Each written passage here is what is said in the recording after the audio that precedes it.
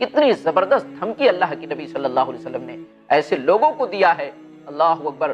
اللہ کے نبی صلی اللہ علیہ وسلم نے فرمایا 3 قسم کے لوگ ایسے ہیں، اللہ رب العالمین قیامت کے دن سے بات نہیں کرے گا، اور نہ رحمت کی نظر سے ان کو دیکھے گا، اور نہ ان کو گناہوں سے پاک کرے گا، ان کے لیے دردناک عذاب ہے۔ اللہ کے رسول صلی اللہ علیہ وسلم نے یہ بات ایک نہیں 3 بار فرمایا۔ نمبر 1، المسبل ازارہ، پہلا وہ شخص ہے جو اپنے پیجامے کو ٹخنے سے نیچے لٹکائے، اپنے کپڑے کو ٹخنے سے نیچے لٹکاتا ہے، اللہ رب العالمین جس سے قیامت کے دن بات نہیں کرے گا، رحمت کی نظر سے نہیں ڈالے گا، گناہوں سے اس کو پاک نہیں کرے گا، دردناک عذاب ہے۔